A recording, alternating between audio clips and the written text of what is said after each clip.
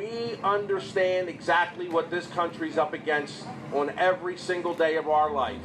From the day of 2011, on that day, from here on in, we are always on our guard. We're always here to say thank you to our military, protect our veterans, and the ones that come back that are wounded, that need attention, whether it's in the Veterans Hospital, whether it's in the state, we need to protect them. We need to respect them. And this cause today brings it forward, and it will always bring it forward every year on. Hello and welcome to Joy in Our Town. Thank you so much for tuning in today. I'm your host, Kelly Waldeyer. Today we have a serious program, but I think it's a really important one. We're going to be discussing some of the issues facing combat veterans today, specifically PTSD. It's probably something you've heard of. It's a very serious issue right now. We're going to try to shed some light on it. But we're going to be talking with Nick Constantino from Operation First Response, which is a really awesome organization that's working to help these veterans. So we're going to find out a little bit about some of the problems they're facing, but also some of the solutions that are being provided. Nick, thank you so much for joining us today. Thank you for having me. So before we get into some of these issues that are facing veterans, can you give us a little bit of background about yourself and how you became involved with Operation First Response? Okay, I got involved with donating money to an organization back when the war first broke out. I recognized there was going to be a need for that. So at the time, it was just a matter of writing a check every month and sending it in. And I felt like I needed to do something a little bit more than that. So I had asked that organization if I was able to get personally involved with a family.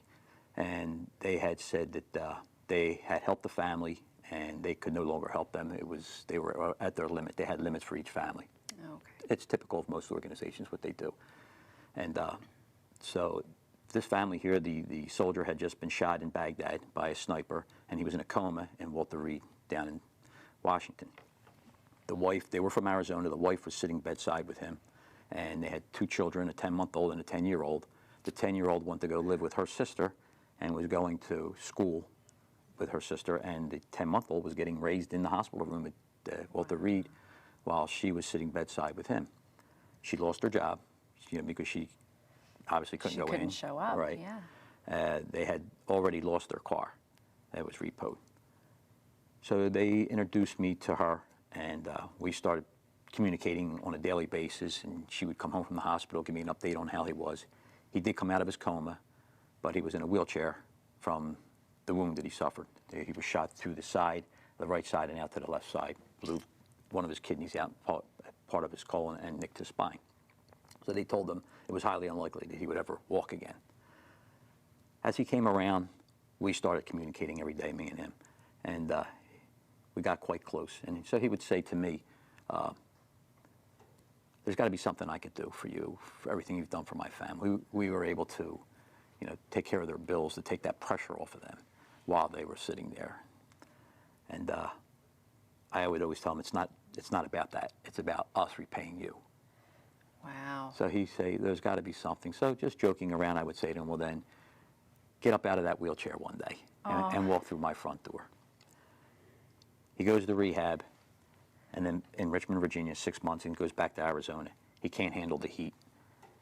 He says to his wife, would you like to move to Delaware where her sister was?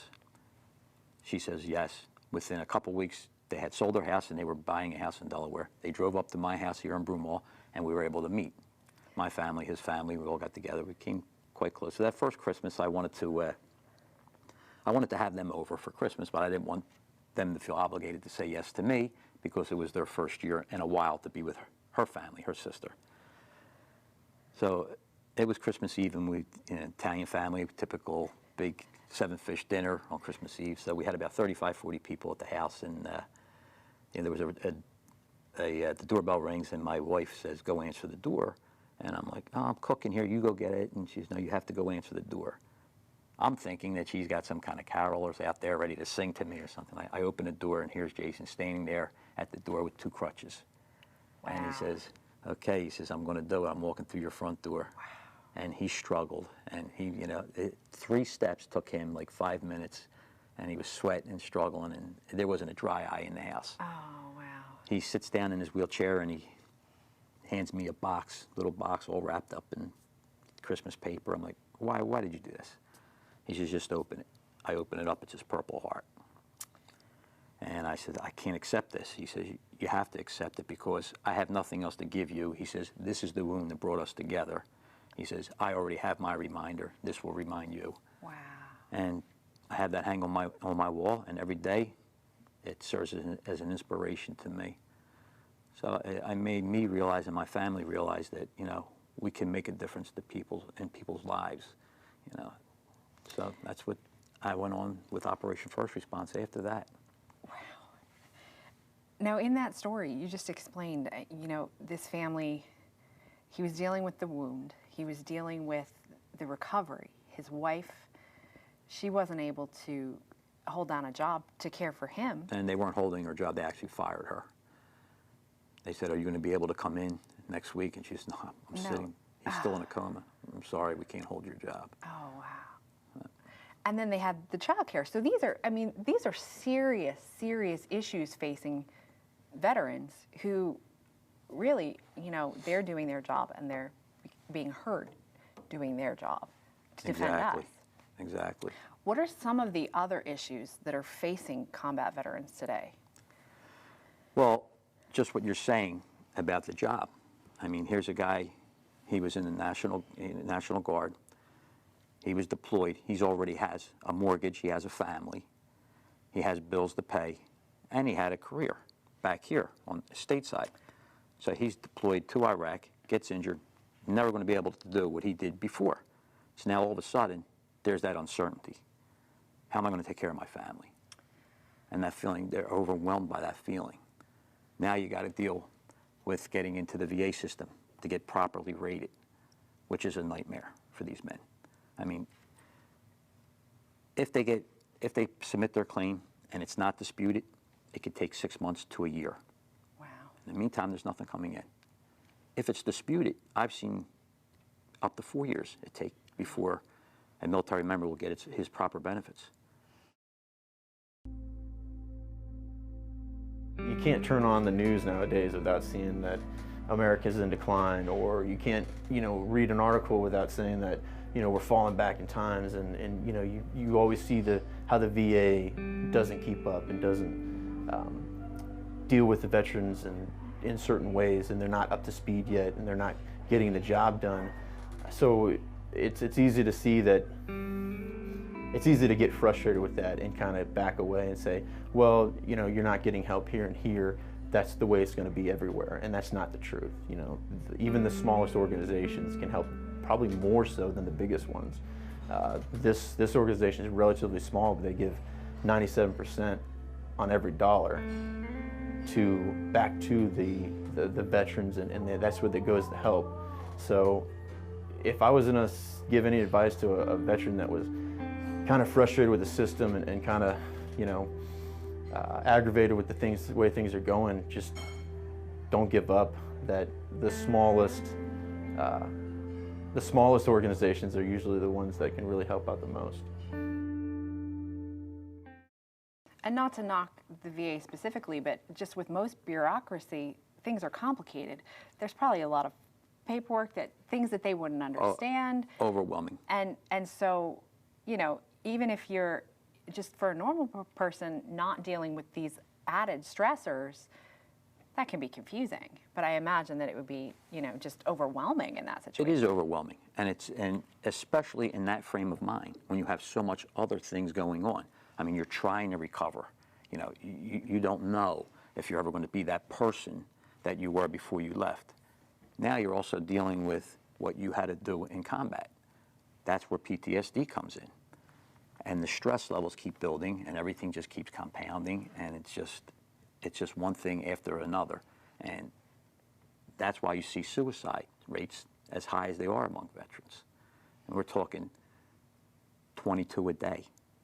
So we've lost more men to suicide in 1 year than we have in 15 years of conflicts. Of conflict, wow.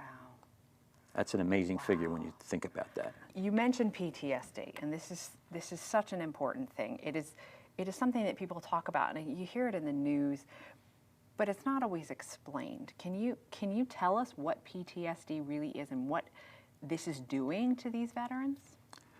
Well, PTSD is an invisible wound, but it's a wound nonetheless. It's the same as anybody would lose their arm or their leg.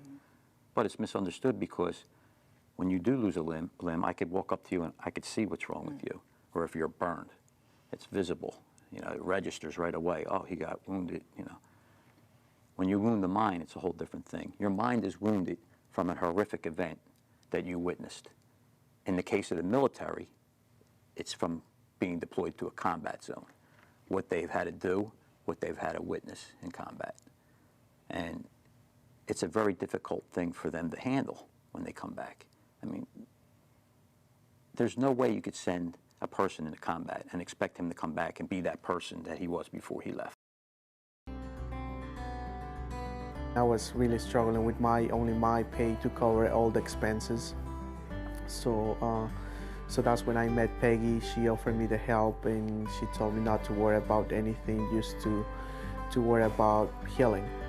And she helped me out, not just financially, but emotionally also. Just like with anybody, you know, when you're like struggling, you always look to someone to help you out, you know, someone really close or just anything. So just talking with anybody and being comfortable with someone is a lot, you know, when you're actually having issues. And I know I can do that anytime with this organization and the people within the organization. And you never see that in other nonprofits. You know, it's usually like, here's your help and we'll see you around. You know, where OFR, it's constant. It's literally like being adopted into another family. He's always checking in to see how I'm doing. He's always asking about the kids. He's really involved. He's a part of our lives now. You know, this is a family. And when I first got here a couple of years ago, Peggy's husband, he told me, he was like, he's like, you're part of the family now. He's like, whether you like it or not, you can't divorce us. They've done a lot to help out with me and other people, other veterans and their families. It's nice to have somewhere else besides where you grew up that feels like home. They would offer any services they could help out with possible, even from your mortgage to your bills to just getting a ride home. It's organizations like OFR that reach out and have an impact on our lives. I mean, I don't know, but I feel like perhaps the stigma is that it's a form of weakness, and we really need to remove that, because it's not that they're weak is why they have PTSD. You're really saying that this is it's a wound. A neurochemistry it's issue. A wound. Exactly. It's a wound. Right. I mean, many people out here have anxiety and depression. Yeah. I mean, without having gone to combat. Exactly. I mean, anxiety and depression usually accompanies PTSD. That's one of the symptoms of it. They become withdrawn. They become isolated. They stop doing the things they enjoy. There's a lot of rage going on most times. The family's exposed to this. There's a lot of sleepless nights. There's a lot of yelling and screaming in their sleep, sweating. It's a lot for not only for the service member to deal with, but everybody around him. And a lot of people, like you said, they don't understand it. Friends that haven't served in the military, and they don't know how to handle it. So what do? The easiest thing to do is probably distance yourself from that person, because I can't deal with him. You know what I mean? What's he going through? I don't understand that, you know. And you start pushing family away. You just want to be alone. You don't want to inflict what you have on anybody else. A lot of people will say, I'd rather be dead and have my family left alone instead of me doing this to them. Oh. And this is what leads to suicides. They feel as though they are actually a burden to their family at that point.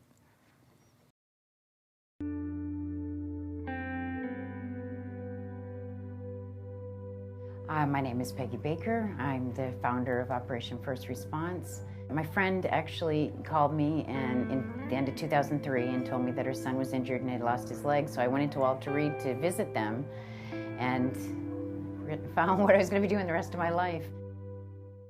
So let's talk a little bit about what it is that you're doing specifically, and what is Operation First Response, and what are your primary goals? Operation First Response is a 501c3 nonprofit direct service charity. Our goals are to financially assist our wounded, when they return home from the battlefield and throughout their recovery. We also offer out our hand to get them to trust us enough to where they bring us into their lives and we're able to stay with them throughout the recovery and address any further needs that they might have. I mean, sometimes it's a simple thing as a $200 gas bill or water bill, and then the service member is on his way. Other times, the need is overwhelming. So what we need to do is we need to start working with other organizations and bring them into the fold to try to get help for these people. And there's treatment centers that we try to direct them to, support groups. So what we are is we're not the one and done organization. We're not the ones that just write the check, send it out. It's not like that with us. We prefer to be on a personal level with the families and let them know that, you know, we're here. We're on the other end of that phone answering it. You know, you're just not submitting an application and receiving a check in the mail. It sounds like you guys are involved in their lives in the sense that it takes some of that pressure off them. So if they need to deal with the VA, they have a buffer.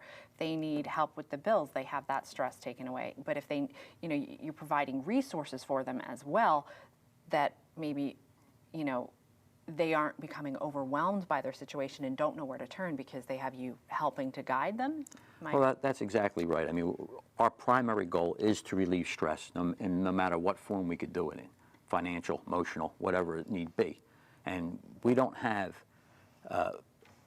not focused in on one thing or two things. We tailor our assistance around the needs of the military member. Okay. Some organizations give vacation, some others just support with, you know, like basic needs and things like that, but we do it all. Where are you guys specifically located? Are you helping wounded veterans, combat veterans, heroes all over the country? Yes. Just in specific, so it's all over the country? Yes.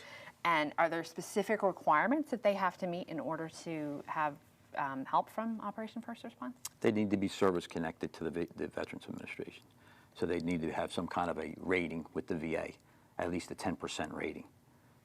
They're wounded or became ill during their military service. Now, you said that you're all over the country, but specifically, what are there activities happening or families, ways people can get involved here, specifically in the Philadelphia region, maybe New Jersey, Delaware? The biggest need is to raise funds. Okay. Because it's heartbreaking when we get a phone call and we don't have the funds to be able to fulfill the need. We would never turn around and say no and I'll see you later. That's not what we do. But we like to deal with those families and get that stress taken off them immediately. And I'm talking about when we get an application in, by the day's end, we usually have their issues settled. Oh man. If not by the next day. Wow. But if the need is too high, then we need to reach out to other organizations. And we'll do that. We'll stay with the family. So you can provide, you basically provide any sort of assistance you can immediately, and then in some cases, it might be, you know, you have to raise more funds, you have to keep going, you have to talk to, do you work with corporate sponsors, or We is do. it all individual? Okay. No, we work with corporate sponsors, Wow. Okay. and we provide, our financial need that we provide is assistance that we provide, like lodging, transportation to and from military hospitals. Wow. We provide utilities, rent payment, car payments, mortgage assistance, food, school clothing for the children. Basically anything that the family would need just to, you know, alleviate that stress off of them. I want to talk a little bit about, you know, I think we touched on this with the stressors that these veterans, but why is it so important that these men and women, these families, the kids are getting this kind of help that Operation First Response is providing? Well, without organizations like ours, these families are going to end up in the street, a lot of them. And that's just not something we can accept. I mean, failing these families is not an option. If they need help, they need to reach out to us.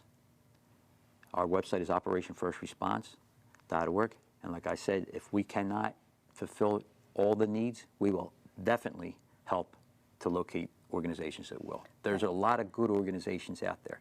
We're not the only ones. No. There's a lot of good ones that are doing some wonderful work for our vets. And together we network and we can get a lot accomplished that way. Now, you mentioned that they have to be registered with the VA as, I guess, someone who was injured in combat.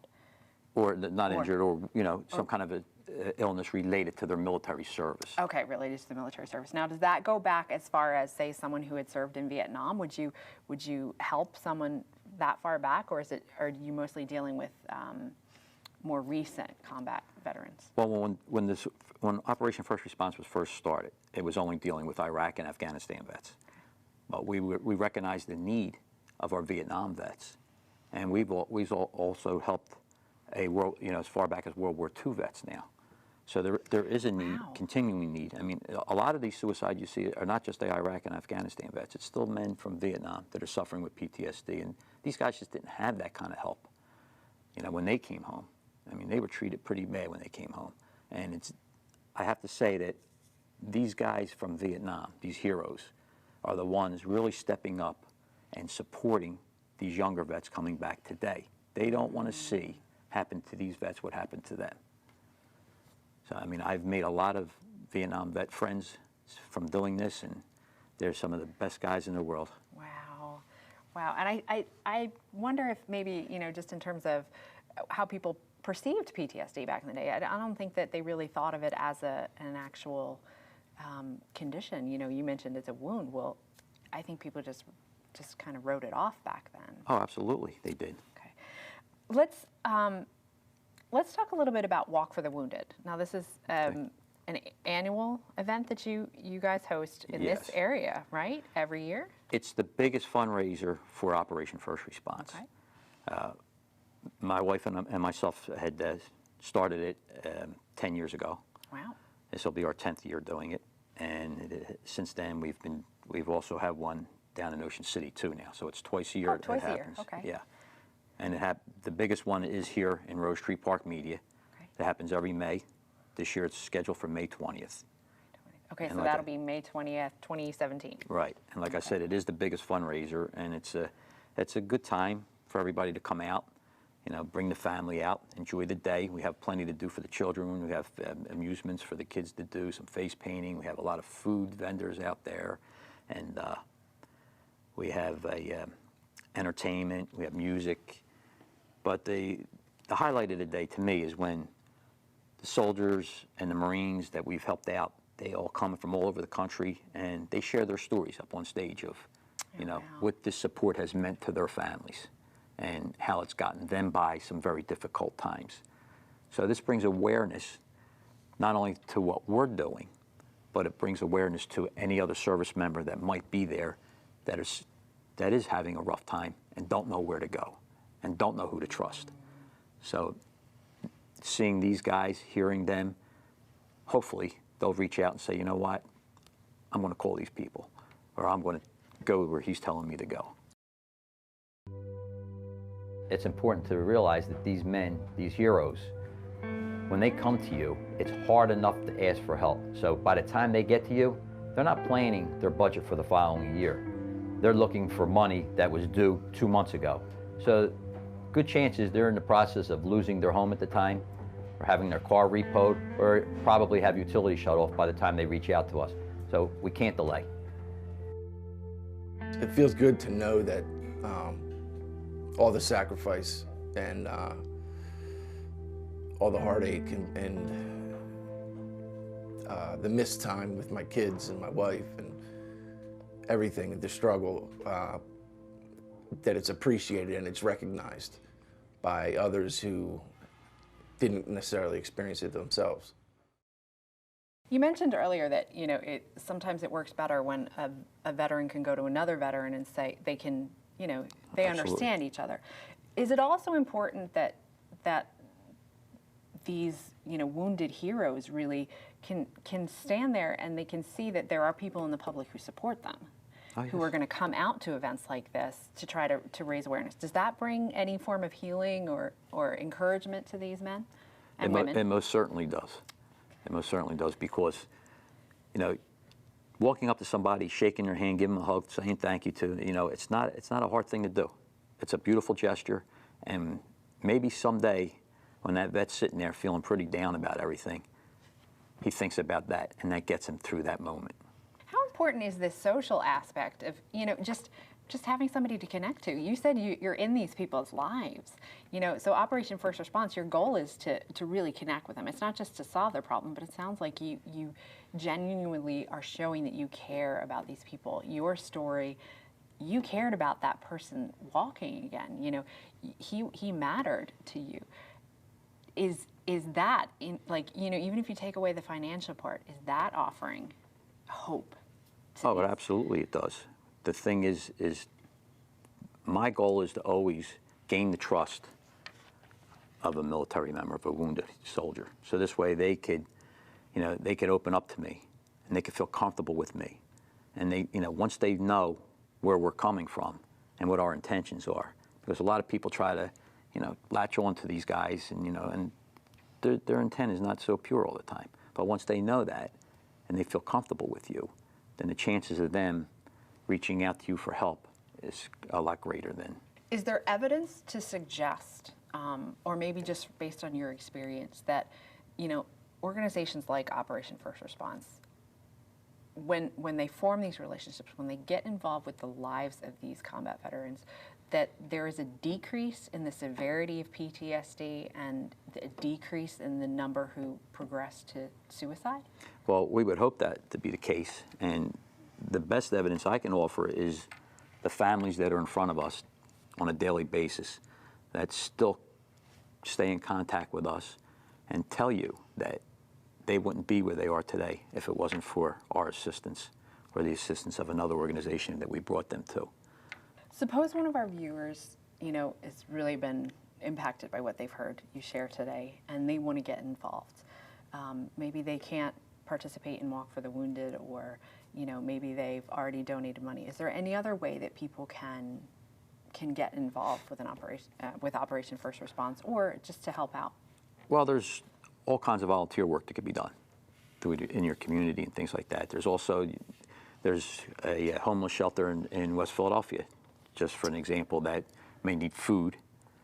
It may need somebody to go down and volunteer, to cook in the kitchen, or if you know of any soldier or Marine that's deployed, go cut the lawn. Go knock on the door, bring a bag of groceries over to his wife and his kids. Ask them what they need. Maybe make a Christmas for them. Do something nice. I mean, it's the kind of stuff that keeps their spirits up. And it's really nothing for us to do stuff like that in comparison to what they're sacrificing for us. And we can do it. We don't have to do it for everyone. We can just do it for one, and it makes a difference. It makes a difference, right? If our viewers want more information specifically about Operation First Response, do you have a website or somewhere they can go to find out more? Yes, it's operationfirstresponse.org. Not only for the viewers, but for any service member out there that is thinking about taking that first step or a little unsure. There's no commitment. Give us a call. It's only a conversation. Okay. Wherever it goes from there, we'll be more than happy to do whatever we can for them. Okay, and they can find all that info, the contact. Everything will be on right on that website. Well, Nick, we are all out of time for today, but I am really grateful that you came and shared with us. This is a serious topic, but I am sure that it's going to benefit the people who have seen it today. Well, I appreciate you allowing me to get the word out about what we do. Thank you. Thank you all so much for tuning in. I hope you did learn something, and I hope you'll check out that website and maybe look into how you could get involved. Have a wonderful day, and we'll see you next time on Join Our Town.